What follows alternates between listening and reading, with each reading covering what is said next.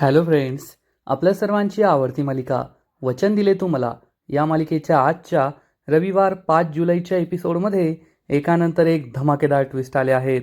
Friends, आजचा episode खूप भारी होता. मग नेमकं घडलंय तरी काय?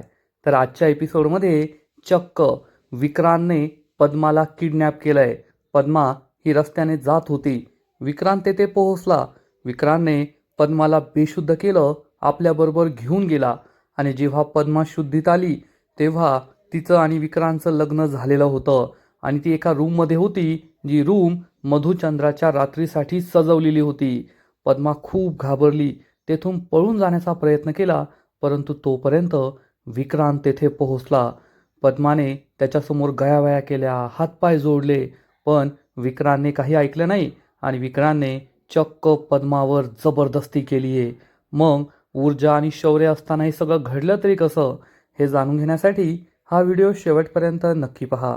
फ्रेंड्स, आजच्या एपिसोडच्या सुरुवातीलाच पद्माने पुन्हा एकदा ऊर्जाला भेटायला बोलवलेलं असतं. ऊर्जाला पद्मा विचारते, ताई तू अजूनसुद्धा माझ्यावर रागावली आहेस का, चिडली आहेस का? ऊर्जा म्हणते, नाही नाही चिडले मी. तू सांग ना, तू मला पुन्हा एकदा कशाला भेटायला बोलवलंय? तर पद्मा तिला सांगते, ताई मी विक्रांत शिर्केशी लग्न करायला तयार आहे. हे ऐकून ऊर्जाला मोठा धक्काच बसतो. ऊर्जा विचारते, पद्मा आता थोडा वेळ आधीच तू मला सांगितलं तुला हे लग्न करायचं नाहीये, मग अचानक इतक्या लवकर तू विचार कसा बदललास? आता तू लग्न करायला तयार आहेस? तर पद्मा सांगते, हो ताई मी हे लग्न करायला तयार आहे. म्हणजे तुझा जो प्लॅन आहे, तुला जे काही करायचं आहे ना, त्याप्रमाणे मी हे लग्न करायला तयार आहे. ऊर्जाला आश्चर्य वाटतं. ऊर्जा विचारते, पण अचानक एवढ्या लवकर हा बदल कसा घडला? तर पद्मा सांगते, ताई मी सगळा विचार केला आणि मग मी तुला सांगतेय. ऊर्जाला संशय येतो की शौर्यने सांगितल्याशिवाय असं होऊ शकत नाही. ऊर्जा विचारते, पद्मा हे सगळं तुला शौर्यने सांगितलंय ना? पद्मा सांगते, हो ताई. ऊर्जाला खूप राग येतो. ऊर्जा चिडून म्हणते, म्हणजे शौर्यने तुला आधी सांगितलं की हे लग्न करू नको आणि आता मी चिडले रागावले म्हणून तुला सांगतोय की हे लग्न कर? पद्मा म्हणते, नाही ताई, आधीसुद्धा त्यांनी मला नव्हतं सांगितलं की या लग्नाला नकार दे. मी स्वतःच्या मनानेच तुला सांगत होते आणि आत्तासुद्धा मला असं वाटतंय की तुझं बरोबर आहे, म्हणून मी या लग्नाला होकार देते. मला फक्त एवढंच हवंय की तुमच्या दोघांमध्ये कोणतंही भांडण व्हायला नको. शौर्य दादा आणि तुझ्यामध्ये कसलंही भांडण मला नको आहे, म्हणून मी तुला हे सांगतेय. परंतु ऊर्जाला हे काहीच पटत नाही.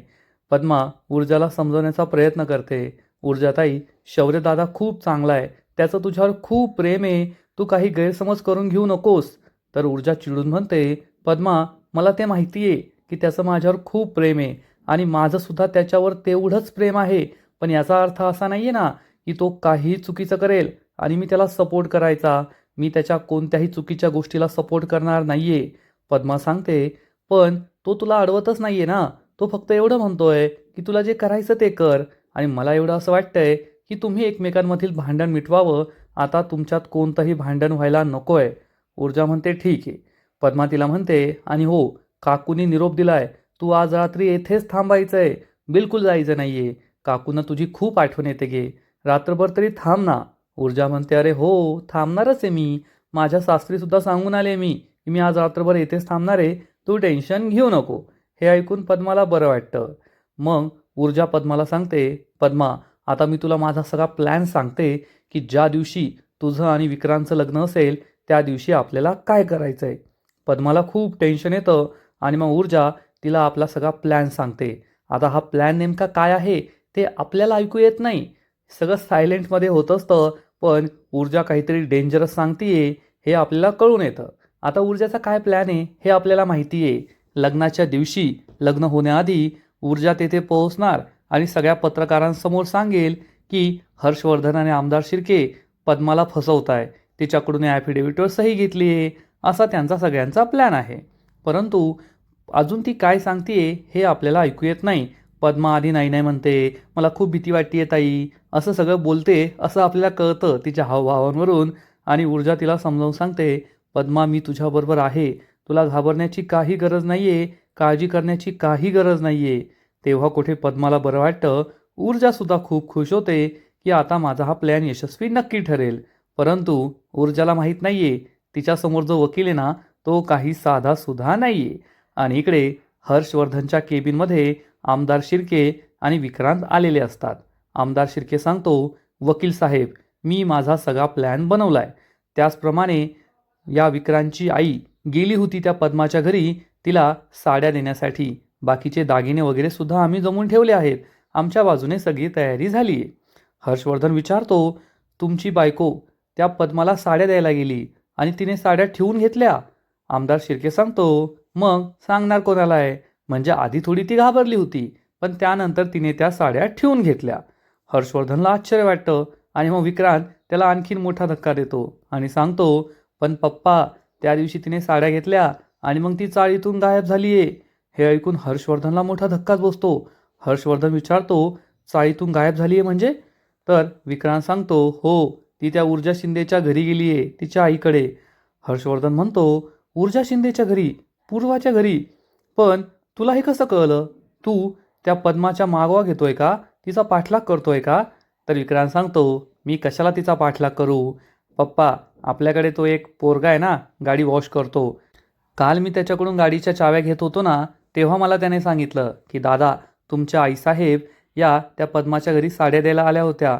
तेव्हा मी त्यांना पाहिलं आणि मग पद्माने त्या साड्या घेतल्या आणि त्यानंतर ती डायरेक्ट तिथून निघूनच गेली आणि पुन्हा चाळीत आलेली नाहीये. आमदार शिर्के आणि हर्षवर्धनला आश्चर्य वाटतं.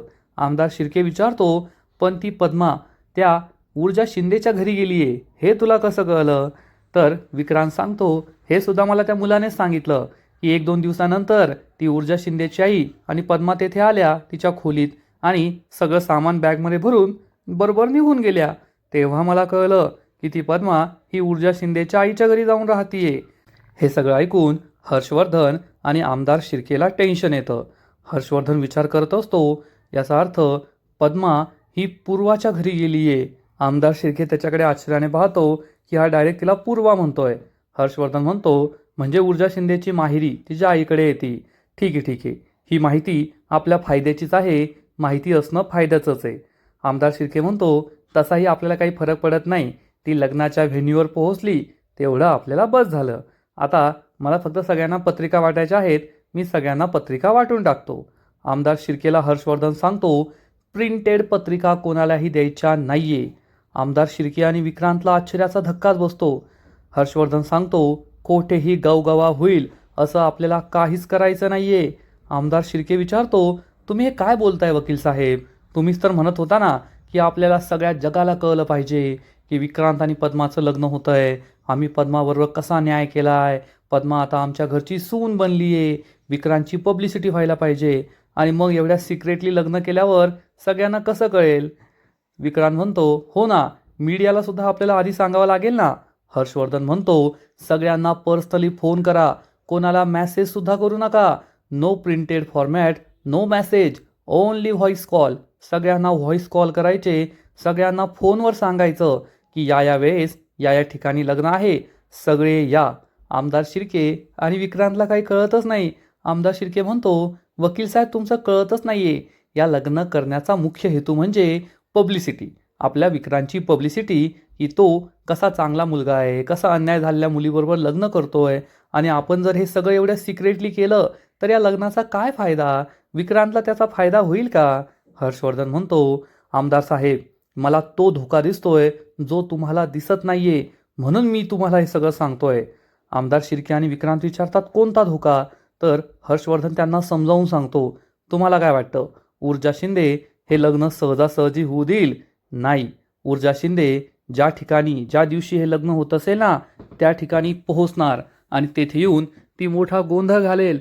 अख्ख्या मीडियासमोर लोकांसमोर आरडाओरडा करेल की पहा, आमदार शिर्के, हर्षवर्धन जहागीरदार, विक्रांत कसे या गरीब मुलीला फसवताय, तिच्याकडून ॲफिडेव्हिटवर सह्या घेतल्या आहेत आणि आपल्याला हेच होऊ द्यायचं नाहीये. विक्रांत आणि आमदार शिर्केला हे पटतं. हर्षवर्धन त्यांना सांगतो, मी सगळ्या बाजूने एक प्लॅन बनवलाय. कोणते कोणते धोके आहेत, ते धोके टाळायचे कसे, या सगळ्यांचा मी विचार केलाय. त्यामुळे तुम्हाला सांगतोय, मी जसं म्हणतो तसंच करा, जास्त डोकं लावू नका. आणि मग हर्षवर्धन, विक्रांत आणि आमदार शिर्केला आपला प्लॅन सांगतो. आता तो काय सांगतो हे आपल्याला माहीत नाहीये. ते सगळं सायलेंट झोनमध्येच आहे. म्हणजे आपल्याला ऊर्जाचा प्लॅन सुद्धा सायलेंटमध्येच ऐकायला आला आणि आता या हर्षवर्धनचा प्लॅनसुद्धा सायलेंटमध्येच ऐकायला येतोय. पण ज्या दिवशी लग्न असेल त्या दिवशी आपल्याला कळेल की कोणाचा प्लॅन कसा होता आणि कोणाचा प्लॅन यशस्वी ठरतोय. हर्षवर्धन या दोघांना आपला सगळा प्लॅन सांगतो. हा प्लॅन ऐकून हे दोघेही टेन्शनमध्ये येतात. आमदार शिर्के म्हणतो, असं आहे का? हे सगळं खूप किचकट आहे तसं तर, पण होईल होईल आपलं काम. आमदार शिर्के हा खूप टेन्शनमध्ये असतो, पण तेवढाच कॉन्फिडन्समध्ये सुद्धा असतो. हर्षवर्धन या दोघांना ठणकावून सांगतो, मला या लग्नाबद्दल कोणतीही रिस्क घ्यायची नाही आहे. आपण जसं ठरवलं आहे तसंच होणार आणि विक्रांत आणि पद्माचं लग्न होणार, ते सुद्धा त्या ऊर्जा शिंदेशिवाय. ती ऊर्जा शिंदे विचारही करू शकणार नाही अशी तिची मी अवस्था करणार आहे. असा विचार करून हर्षवर्धन खुश होतो. आमदार शिर्के आणि विक्रांतसुद्धा याच प्लॅनबद्दल विचार करत असतात की आता हा प्लॅन कसा सक्सेसफुल होणार.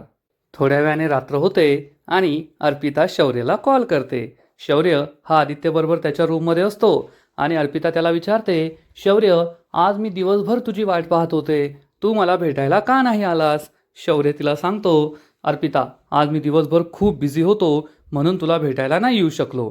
आदित्य हे सगळं ऐकत असतो. अर्पिता म्हणते, अरे पण असं का? मी दिवसभर तुझी वाट पाहत होते, कमीत कमी उद्या तरी तू मला भेटायला येशील ना?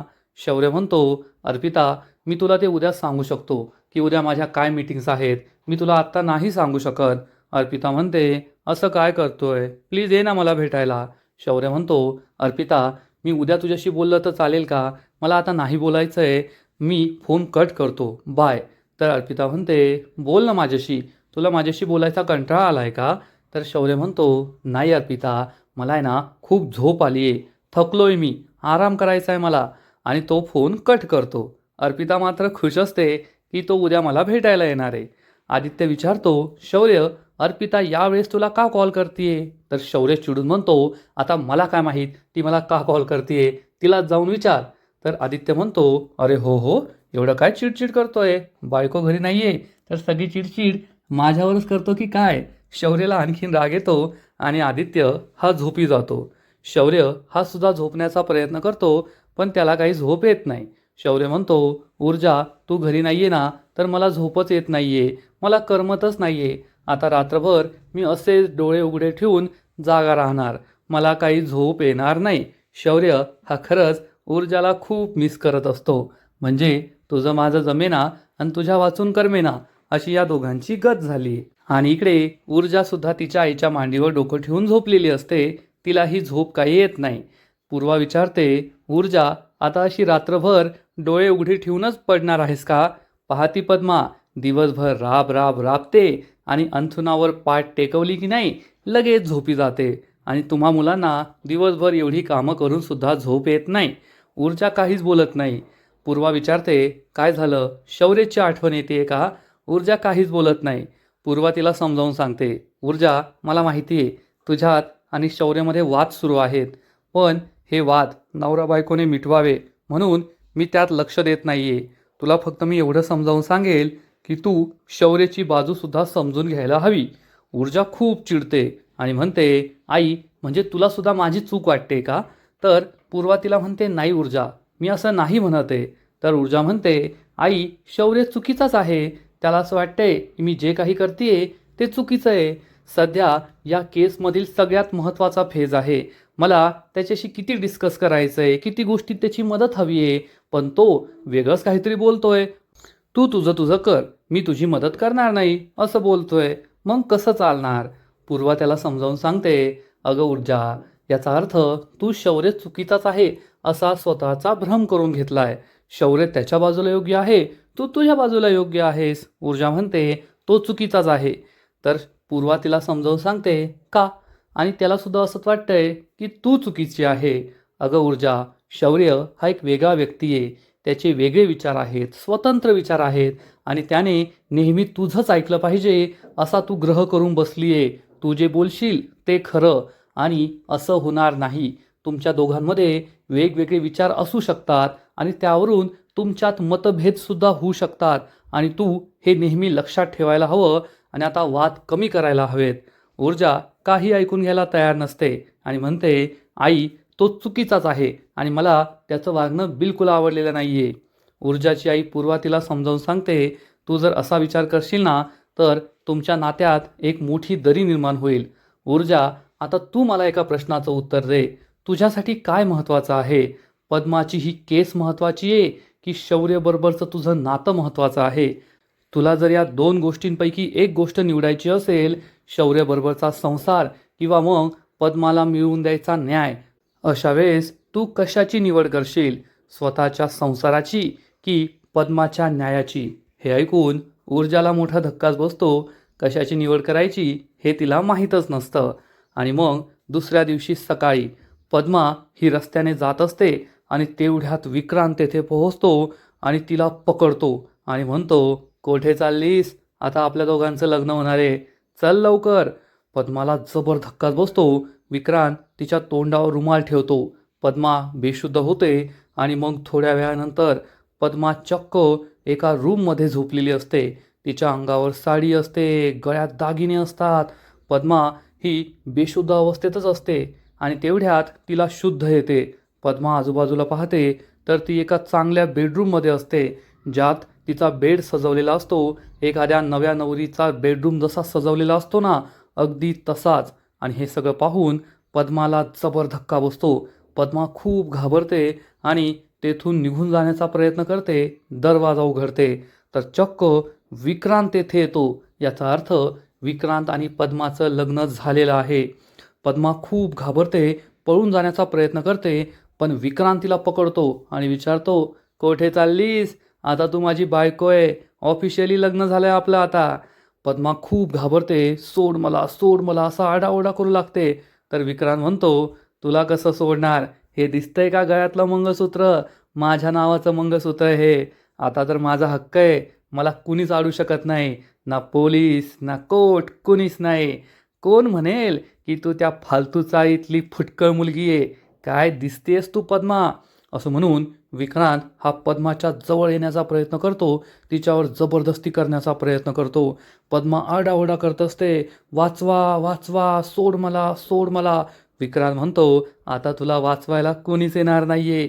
आणि विक्रांत हा पद्माला बेडवर फेकून देतो आणि चक्क तिच्याबरोबर जबरदस्ती करण्याचा प्रयत्न करतो. पद्मा आरडाओरडा करत असते, पण तिला वाचवायला कुणीच येत नाही. आणि तेवढ्यात पद्मा झोपेतून जागी होते. हे जे सगळं झालंय ते पद्माचं स्वप्न असतं. पद्मा आणि विक्रांतचं लग्न वगैरे काही झालेलं नाहीये. पद्मा घामाघूम झालेली असते. तिचा विश्वासच बसत नाही की तिने आता काय स्वप्न पाहिलंय. पद्मा मागे वळून पाहते तर पूर्वा आणि ऊर्जा झोपलेले असतात. पद्मा विचार करते, "अरे देवा, किती भयंकर स्वप्न होतं हे.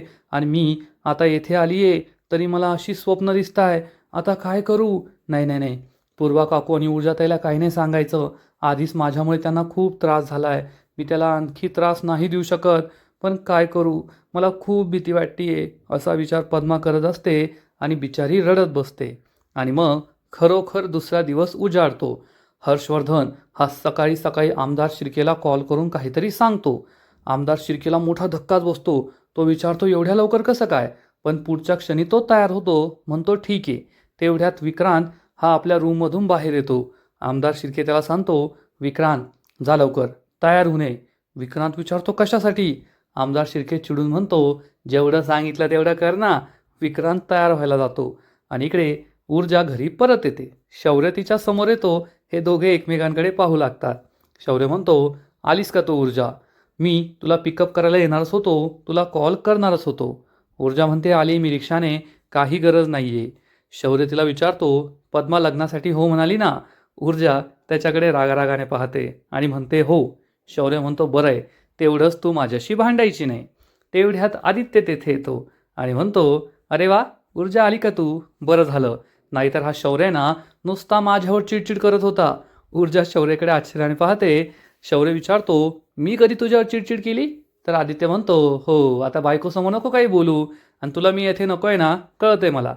मी जातो बरं का." असं म्हणून आदित्य तेथून निघून जातो. आणि मग ऊर्जा शौर्यला विचारते, "तू चिडचिड करत होतास का? जेवण पण केलं नसेल." शौर्य सांगतो, "नाही नाही, तू त्याच्याकडे लक्ष देऊ नको. त्याचं एवढं ऐकू नको." शौर्य हा ऊर्जाला विचारतो, "ऊर्जा, आता तू तुझ्या प्लॅनप्रमाणेच काम करणार आहेस ना?" ऊर्जा सांगते, "हो, आता मी फक्त विक्रांत आणि पद्माच्या लग्नाच्या तारखेचा विचार करतेय. एकदा का त्यांच्या लग्नाची तारीख समजली मग मी माझा प्लॅन त्यानुसारच करणार. ऊर्जा ही शौर्यला पूर्ण काही प्लॅन सांगत नाही, कारण तिच्या मनामध्ये अजूनही शंका असते. आणि इकडे हर्षवर्धन दिव्याला भेटायला बोलवतो. दिव्या खूप खुश असते आणि विचारते, बाबा सांगा काय आहे तुमचा प्लॅन, मी खूप एक्सायटेड आहे. हर्षवर्धन म्हणतो, मग जास्त एक्सायटेड होऊ नको, कारण मी तुला आता जे काम सांगणार आहे ते काम तुला जमलं नाही तर तुला कायमचं या घराबाहेर जावं लागेल. हे ऐकून दिव्याला जबर धक्का बसतो. दिव्या विचारते, बाबा असं कोणतं काम आहे? आणि मग हर्षवर्धन तिला आपलं काम, आपला सगळा प्लॅन सांगतो. आणि इकडे ऊर्जा ही आपला सगळा प्लॅन शौर्यला सांगते की ती विक्रांत आणि पद्माच्या लग्नाच्या दिवशी काय करणार आहे, कसं करणार आहे. हे सगळं ऐकून शौर्यला सुद्धा टेन्शन येतं. शौर्य हा खुश असतो की ऊर्जाने त्याला आपला सगळा प्लॅन सांगितला आहे. शौर्य विचारतो, ऊर्जा तू कोर्टात कशी जाणार आहे? म्हणजे एकटी जाणार आहे की आपण दोघांनी जायचं आहे? ऊर्जा म्हणते, ठीक आहे आपण दोघे एकत्र जाऊया, मी माझा कोट घेऊन येते. ऊर्जा रूममध्ये जाते, त्यामुळे शौर्याला खूप आनंद होतो.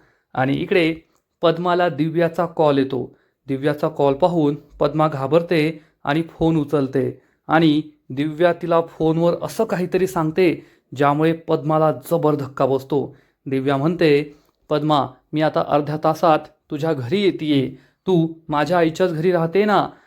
पद्मा हो म्हणते. आणि मग दिव्या पुढे जे काही सांगते ते आपल्याला ऐकू येत नाही, परंतु पद्माचे डोळे हे फक्त बाहेर यायचेच बाकी राहिलेले असतात. इकडे ऊर्जा तिचा कोट घ्यायला रूममध्ये येते. शौर्य तिच्या मागे मागे येतो. हे दोघे निघणार इतक्यात ऊर्जाला पद्माचा कॉल येतो. ऊर्जा फोन उचलते. पद्मा विचारते, ताई तू कोठेस? ऊर्जा सांगते, अगं मी कोर्टात जायला निघालीये. तर पद्मा म्हणते, नाही नाही नाही, तू कोर्टात जाऊ नको, इकडे खूप मोठी गडबड झाली आहे. ऊर्जा विचारते, काय झालं? आणि पद्मा ते सगळं सांगते जे तिला दिव्याने सांगितलं आहे. दिव्या पद्माला म्हणाली, पद्मा आता पुढील काही तासात तुझं आणि विक्रांतचं लग्न होणार आहे आणि आपल्याला ठाण्याला जायचं आहे. मी तुझ्या चाळीबाहेर येते, तू बाहेर येऊन थांब. हे ऐकून ऊर्जाला जबर धक्का बसतो. ऊर्जा विचारते, पद्मा हे कसं शक्य आहे? तुझं आणि विक्रांतचं लग्न ते आजच्या आज कसं करून देऊ शकतात? हे ऐकून शौर्यला सुद्धा जबर धक्का बसतो. पद्मा रडत असते आणि म्हणते, ताई मला काही कळतच नाहीये, आता काय करायचं? ऊर्जा म्हणते, पद्मा तू घाबरू नकोस, तू मला फक्त एवढं सांग, लग्न कोठे? तर पद्मा सांगते, ते मला नाही सांगितलं, पण त्या मला फक्त एवढं म्हणाल्या की आपल्याला ठाण्याला जायचं आहे. ऊर्जा म्हणते, याचा अर्थ लग्न ठाण्याला आहे. आणि आजचा एपिसोड येथेच संपतो. फ्रेंड्स, वचन दिले तुम्हाला, या मालिकेचा आजचा एपिसोड खरंच खूप भारी होता, इंटरेस्टिंग होता. पण पुढील एपिसोड आणखीन भारी असणारे, आणखीन मोठा ट्विस्ट या मालिकेत येणारे. पुढील एपिसोडमध्ये आपण पाहू की पद्मा आणि दिव्या या दोघी रिक्षाने जात असतील, तेव्हा दिव्या ही जाणून बुजून रिक्षावाल्याला चुकीचा पत्ता सांगणार आणि मग पद्मा ऊर्जाला हे मेसेज करून सांगेल आणि त्यानंतर पद्माचा फोन दिव्या घेऊन टाकेल. शौर्य आणि ऊर्जा या मेसेजप्रमाणे ठाण्याला जायला निघतील आणि इकडे हर्षवर्धन दिव्याला सांगेल, हे लग्न ठाण्याला होणार नाहीये, फक्त ऊर्जाला आपण चुकीचा पत्ता सांगितला आहे. आणि इकडे ऊर्जा शौर्यला म्हणेल, शौर्य हा पत्ता चुकीचा आहे, हा सगळा हर्षवर्धन जहागीरदारांचा प्लॅन आहे. मग शौर्य म्हणेल, मला माहिती आहे ना की आपल्याला कुठे जायचं आहे आणि हे लग्न कोठे होईल हे कोण आपल्याला सांगू शकतं. मग आता शौर्यला ही माहिती कोण देणार? पुढे काय होईल? ऊर्जा ही पद्मा आणि विक्रांतचं लग्न थांबवू शकेल की हे दोघे पोहोचण्याआधीच पद्मा आणि विक्रांतचं लग्न लागणार? हे सगळं पाहायला खूप मजा येणार आहे. तर फ्रेंड्स, तुम्हाला सुद्धा ही मालिका आवडते का? नक्कीच कमेंट करून सांगा. आणि वचन दिले तू मला, या मालिकेचे असेच नवीन नवीन एपिसोड, नवीन नवीन अपडेट सर्वात आधी पाहण्यासाठी व्हिडिओला लाईक करा, शेअर करा, चॅनलला सबस्क्राईब करून बेल आयकॉनवर क्लिक करा, म्हणजे या मालिकेचे नवीन नवीन एपिसोड तुम्हाला सर्वात आधी पाहायला मिळतील. खूप खूप खूप धन्यवाद.